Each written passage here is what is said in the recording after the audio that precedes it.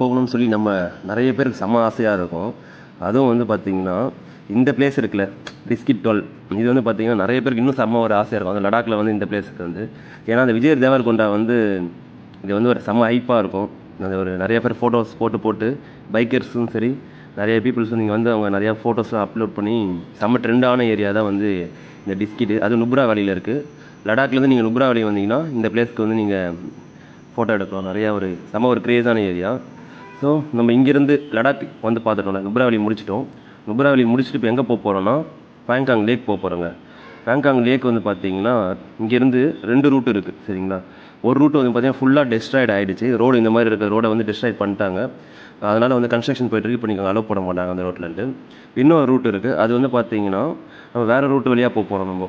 So அது வந்து பார்த்தீங்கன்னா ஃபுல் ஆஃப் ரோடு தான். அது எப்படி இருக்கும்னு எனக்கு தெரியல. நிறைய என்ன சொன்னாங்கன்னா அதுவும் ஆஃப் ரோடாக தான் ப்ரோ இருக்கும். இங்கேருந்து ஒரு 20 கிலோமீட்டர் ஓகேவாக இருக்கும். 20 கிலோமீட்டர் மேலே இன்னும் ரோட்ஸு. ஸோ கம்மிங் லாக்ஸ் பாருங்கள் எப்படி இருக்குன்னு